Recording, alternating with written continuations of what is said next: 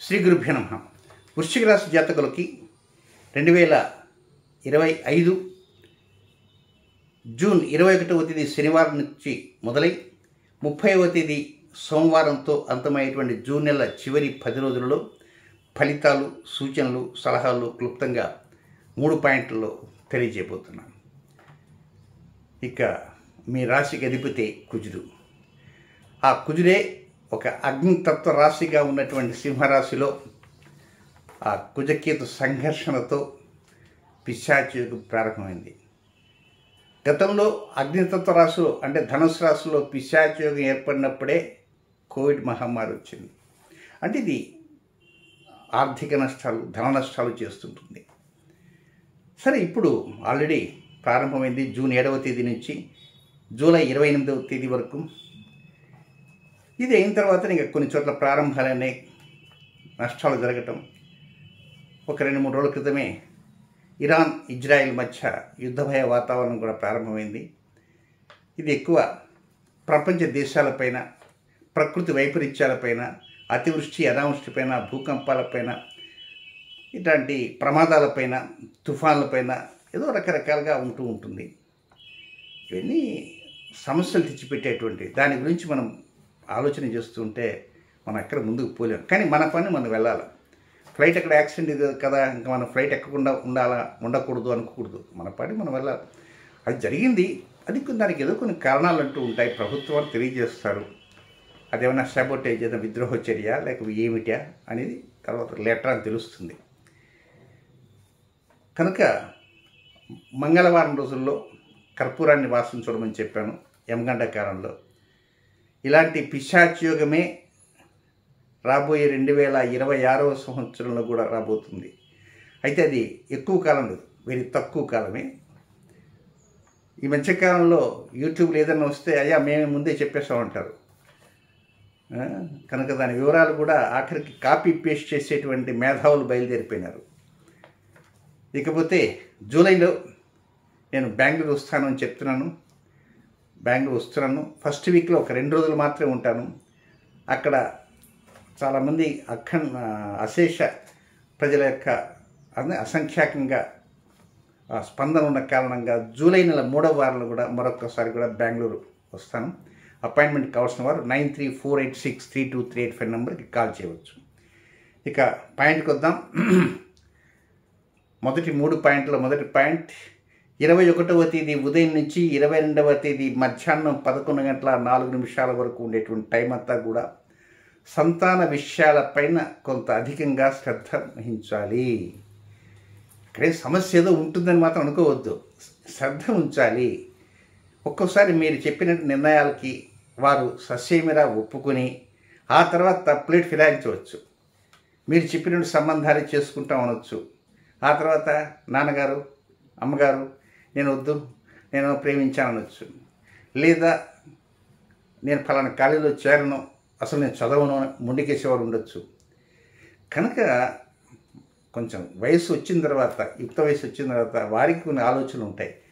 ఆ ఆలోచనలతో మిమ్మల్ని కొంచెం ఇబ్బంది పెడుతుంటారు, మీతో విభేదిస్తుంటారు. కనుక వారి ఆలోచనలకి పెద్దపీట వేయాలి, మీ నిర్ణయాలకి కూడా పెద్దపీట వేయాలి. ఒకరి నిర్ణయాలకు ఒక పెద్దపీట వేయాలి. కానీ ఆ విధంగా జరగటం అనేది చాలా కష్టం. ఏదేమైనా సంతాన విషయాలపైన కొంచెం అధికంగా శ్రద్ధ ఉంచండి. ఒకవేళ వివాహమైనటువంటి వారు ఉంటే వారి ఏమిటి, వారి నెక్స్ట్ పరిస్థితులు ఏమిటి, వారి యొక్క దాంపత్య జీవితం ఏంటి, వారి సంతాన విషయాలు ఏమిటి, వీటి మీద కొంచెం లోతుగా కొంచెం ఆలోచన చేయాలి. ఇది మొదటి పాయింట్. ఇక రెండవ పాయింట్ 22వ తేదీ మధ్యాహ్నం 11:04 మొదలై 26వ తేదీ అర్ధరాత్రి 1:40 వరకు ఉండే సమయం అంతా ఇది కొంత జోష్తోగా ఉంటుంది, అనుకూలంగానే ఉంటుంది. డెవలప్మెంట్స్ ఉంటాయి. దంపతుల మధ్య అనురాగ మైత్రి ఉంటుంది. ప్రేమికుల మధ్య కొంత సవ్యంగా పరిస్థితులు ఉండుంటాయి. ఇక వివాహం కానిటువంటి వారికి కూడా ఏదో లేత తెమ్మెరల్లాగా అలా మంచి మంచి వార్తలు కూడా వారు వింటుంటారు. ఇంకా లివింగ్ రిలేషన్లో ఉండే వారికి వారి యొక్క ఇష్టానుసారంగా వారు అనుకూలతలుంటాయి. వ్యాపార భాగస్వాములుగా వారికి అనుకూలతలుంటాయి. ఏదైనా చిన్నపాటి రుగ్మతగిన శరీరంలో ఉన్న డాక్టర్లు గారు చెప్పేటువంటి మంచి నిర్ణయాలతోటి మీకు ఊరట లభిస్తుంది. దీంతోపాటు ఏదైనా అప్పులు ఉన్నాయనుకోండి, మనకి అప్పులు ఉన్నాయి కదా, తీరిపోతాయి కానీ ఎప్పుడు తీరుతాయి? కనుక ఏదో కొన్నంత ధైర్యాన్ని ఎవరో చెప్తారు.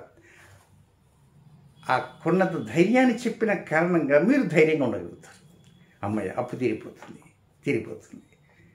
ఎలా తీరిపోతుంది అనేది భగవంతుడి కిరుక. కానీ ఆ ధైర్యం కొంత సాహస లక్ష్మి, ఆ ధైర్యం మీకు వస్తుందన్నమాట. ఆ ధైర్యం ఎట్లా వస్తుంది? ఎవరో చెప్పిన మాటల ప్రకారంగా ధైర్యం అనేది వస్తుంది. రుణబాధల సమస్యలు ఉండవు, అలాగే అనారోగ్య సమస్యలు ఉండవు. శత్రువులు ఉన్నానుకో, ఆ శత్రువుని మనం చదల వారేస్తాం. శత్రువు లేకుండా అజాత శత్రువుగా బ్రతకగలం. మనకు శత్రువులు లేరు, మనం అంటే అందరు హడల్ అని అదొక కొన్నంత ధైర్యం కూడా మీకు ఉండగలుగుతుంది. సో 22వ తేదీ మధ్యాహ్నం 11:04 మొదలై 26వ తేదీ రాత్రి 26వ తేదీ రాత్రి 1:40 వరకు ఈ పాజిటివ్ పాయింట్స్ తోటి కొంత సమయానికి కంటి మీద హాయిగా అంత నిద్ర పెట్టారు. ఇప్పుడు నిద్రన్న పడుతుంది 4 రోజులు, 23, 24, 25, 26. ఆ తర్వాత 3వ పాయింట్. ఈ 3వ పాయింట్ రాగానే కొద్దిగా ఏదో గొంతులో వెలక్కాయ పడ్డట్టు అనిపిస్తుంది. అది ఇప్పుడు 26వ తేదీ అర్ధరాత్రి 1:40. సరే, రాత్రి సమయం తీసేద్దాం. 27, 28, 29, 30 ఈ 4 రోజులు. ఈ 4 రోజుల్లో అష్టమచంద్ర దోష సమయం అని ఒకటి ఉంది. అష్టమచంద్ర దోష సమయం అంటే మీ రాశి 8వ రాశిలో చంద్రుడు సంచారం చేస్తే అష్టమచంద్రుడు. ఇది మంచిది కాదు. ఆ రోజున నక్షత్రం ఎంత గొప్ప తారాబలం ఉన్నా మీకు అది పనికిరాదు. కనుక వృశ్చిక రాశి జాతకులకి ఈ జూన్ నెలలో అష్టమచంద్ర దోషం ఎప్పుడు అంటే 26వ తేదీ నైట్ 1:40 నుంచి మొదలై 29వ తేదీ ఉదయం 6:35 వరకు అష్టమచంద్ర దోషము. ఇది ఎందుకు మనకు పనికిరాదు. కనుక దీంట్లో ఏం చేయాలా? కమ్మగా తినటం, టైంకి కాఫీ తాగటం, కూరలకు కావండి కూరలో పోవటం, మన పనులు చూసుకోవటం, ఎక్కడికి జాగ్రత్తగా ఉంటూ ఎవరితో అన్న కోపాలకి తాపాలకి వెళ్లకుండా జాగ్రత్త ఉండాలి.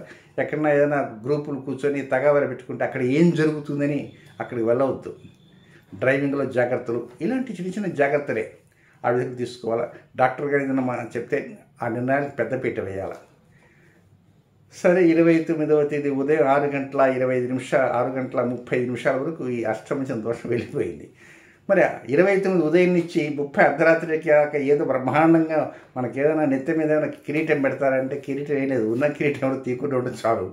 అంటే 29, 30 2 రోజులు కూడా ఏదో కొంత అనిశ్చితి ఏర్పడుతుంటుంది. చేద్దాం అనుకుంటారు, చేయలేకపోతారు. చెప్పాలనుకుంటారు, చెప్పలేకపోతారు. వినాలనుకుంటారు, వినలేకపోతారు. తినాలనుకుంటారు, తినలేకపోతారు. వెళ్ళాలనుకుంటారు, వెళ్ళలేకపోతారు. తండ్రితో భేటీ కావాలి అనుకుంటారు, కాలేకపోతారు. తండ్రి గారితో ముఖాముఖి చెప్దాం, ఇంకా ముసుగులో గుద్దలాట అనవసరం అనుకుంటారా? తండ్రి గారి దగ్గరికి పోయినా మాట్లాడతారు, కానీ ఆరోగ్యం ఎలా ఉంది, అది ఎలా ఉంది, ఇలా ఉంది అని మాట్లాడుకుని ఈ విషయం మాత్రం గాలిపోతుంది.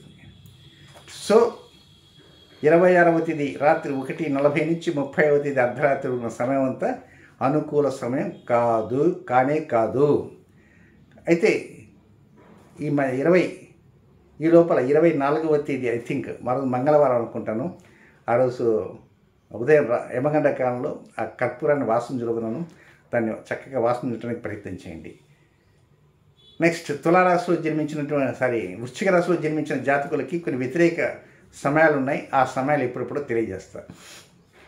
విశాఖ నక్షత్ర 4వ పాదంలో జన్మించినటువంటి జాతకులకి 23వ తేదీ సోమవారం మధ్యాహ్నం 3:16 ప్రారంభమై 26వ తేదీ అర్ధరాత్రి 1:40 వరకు అనుకూలమైన సమయం కాదు. ఆ టైంలో కొత్త కార్యక్రమాలకి మొగ్గు చూపకూడదు, రొటీన్ కార్యక్రమం చేసుకోవచ్చు. నెక్స్ట్ అనురాధ నక్షత్రంలో జన్మించినటువంటి జాతకులకి 24వ తేదీ మధ్యాహ్నం 12:54 మొదలై 26వ తేదీ అర్ధరాత్రి 1:40 వరకు అనురాధ వారికి కూడా అనుకూల సమయం కాదు. నెక్స్ట్ 3వ నక్షత్రం జ్యేష్ఠ నక్షత్రంలో జన్మించినటువంటి జాతకులకి 24వ తేదీ రాత్రి 11:46 ప్రారంభమై 26వ తేదీ అర్ధరాత్రి 1:40 వరకు వారికి కూడా అనుకూలమైన సమయం కాదు, రొటీన్ కార్యక్రమం మాత్రం చేసుకోవచ్చు. ఏదేమైనా భగవంతుడు కరుణామయుడు. భగవంతుని ప్రార్థన చేసుకుంటూ ఉండాల్సిన అవసరం ఎంతైనా ఉంది. ఏం చేతనంటే ఒక్కోసారి మన మనస్సే మన తప్పుదారి పట్టిస్తుంటుంది, కానీ ఒక మనస్సే మన సేవ్ చేస్తుంటుంది. అది ఎప్పుడు తప్పుదారి పట్టిస్తుందో ఎప్పుడు సేవ్ చేస్తుందో మనకు తెలియదు. కనుక భగవంతుని మీద ఎక్కువ భక్తితో ఉంటే ఆ మనసు చెప్పేటువంటి నిర్ణయాలను ఒక్కోసారి మనం ఆమోదిస్తాం. ఒక్కోసారి ఈ మనసు ఎప్పుడు చెబుతుంటుందిలే, అనవసరం వదిలేది అని వదిలేస్తాం. కానీ మనస్సు ఒక్కోసారి మనకి తట్టి లేపుతుంటుంది. ఫర్ ఎగ్జాంపుల్ ఒక మాట చెప్పి ముగిస్తాం. ఢిల్లీ నుంచి లండన్ వెళ్ళాల్సిన ఫ్లైట్లో ఒక వ్యక్తి ఎక్కి ముందు అహ్మదాబాద్ వచ్చి అహ్మదాబాద్లో ఆగుతుంది. అక్కడి నుంచి మళ్ళీ ప్యాసింజర్స్ తీసుకుని లండన్ వెళ్తుంది. ఈ ఢిల్లీలో ఎక్కిన వ్యక్తి డైరెక్ట్ ఎక్కడ దాకా వెళ్ళాలా, లండన్ దాకా వెళ్ళాలా. కానీ కూర్చున్న తర్వాత ఆ ఏసీ సరిగా లేదను, గాలి లేదను, అక్కడ ముందు పక్క స్క్రీన్ సరిగా లేదను, అది నొక్కాడు ఇది నొక్కాడు, అవన్నీ పిక్స్ తీశాడు క్యామ్తో. అవే నచ్చల. చచ్చా అనవసరంగా దీంట్లో ఎక్కానేంటి, వేస్ట్, ఇట్లాంటి ఫ్లైట్లో నేను లండన్ దాకా నేనేం పోతాను, పోలేను అని కాస్త ఆలోచన చేయగానే మనసు చెప్పింది, నాయనా నీకు ఇష్టం లేకపోతే ఎందుకు నాయన దిగిపోరాయన, వద్దు నాన్న, హాయిగా దిగేసేసి డబ్బులు పోతే పోలేరా అనేసి చెప్పింది. చెప్పిన మాటలకి ఆ వ్యక్తి ఒప్పుకున్నాడు. దిగిన తర్వాత కామ్గా ఉండకుండా ఆ ట్విట్టర్లో అవన్నీ రాసేసి పెట్టేశాడు. ఫ్లైట్ యాక్సిడెంట్కి ముందు ఒక 1 అవర్ బిఫోరే. చూసావా, ఆ మనసు చెప్పబట్టి విన్నాడు. కొంతమంది అమ్మో డబ్బులు పోతాయి ఎట్లా అని విన్నాడు, బతికి పట్టకట్టాడు. అలాగే మరొక లేడీ ట్రాఫిక్ జామ్లో ఇరక్కపోయింది, తన మంచిగా అయింది. తీర దగ్గరికి ఎయిర్పోర్ట్కి వచ్చేసరికి ఫ్లైట్ వెళ్ళిపోయింది, బ్రతికి బయటపడింది. మరొక వ్యక్తి అదృష్టవశాత్తు 242 మంది ఉంటే ఒక వ్యక్తి నిజంగా మిరాక్యులస్సే. చిన్న చిన్న దెబ్బలు తప్పించుకొని, అంతకంటే లేవు ఎక్కువ దెబ్బలు, బయటపడి నడుచుకుంటూ వస్తున్నాడు. ఇవన్నీ భగవంతుడు. మరి మిగిలిన వాళ్ళు ఎవరికి భగవంతుడు కరుణించి కటాక్షించలేదా? వారికి మోక్షం లభించింది అనుకోవాలి అంతే. కానీ వారి ఫ్యామిలీస్ ఎంత అరణ్యరోధంలో ఉన్నారు అది కూడా మనం ఆలోచించాలి, 2 పక్కల ఆలోచించాలి. కనుక ఏదేమైనా ఈ మాట ఎందుకు చెబుతున్నానంటే, అప్పులు తీరటంలో కావచ్చు, పిల్లలకి ఉద్యోగాల విషయంలో కావచ్చు, వ్యాపారాల విషయంలో కావచ్చు, జరుగుబాటు విషయంలో కావచ్చు, ఒక్కోసారి మనస్సు ఆ మనస్కారపు చంద్రుడికి ఆ వృశ్చిక రాశి నీచస్థానం అవుతుంది. అందువల్ల ఇది ఎప్పుడు చెప్పేది ఈ గోడ వదిలేసే అనుకోకూడదు. ఒక్కోసారి ఎదుటివారు చెప్పింది కూడా శ్రద్ధగా విని how far it is correct, అవతల వారు చెప్పే దాంట్లో ఎంతవరకు సత్యం దాగి ఉంది ఏమిటి అనేది కొంచెం ఆలోచన చేయాలి. అందుకే ఈ సినిమాల మీద, షికార్ల మీద, యూట్యూబ్ ఛానల్ రకరకాల చెత్తా చెదారం మీద ఏవేవో పెట్టేస్తారు వీడియోలు. అలాంటి చెత్తా చెదారాల మీద పొద్దుస్తమని అదే పనిగా చూస్తుంటారు, నిద్రపోకుండా రాత్రి పరంగా చూస్తుంటారు. నిష్ప్రయోజనం. ఏదైనా మంచి విషయాలు, ఆధ్యాత్మిక విషయాలు, దేవతా సంబంధ విషయాలు ఇలాంటివి వింటూ పూజలు చేసుకుంటూ చక్కగా ఆ భగవంతుని యొక్క అనుగ్రహం పొందడానికి ప్రయత్నం అంటూ చేయగలిగితే మీ మనసు కూడా మీకు మంచి మంచి నిర్ణయాలతో తట్టి ముందుకు నడిపిస్తుందని చెప్పడంలో సందేహం ఎంత మాత్రం లేదు. శుభం.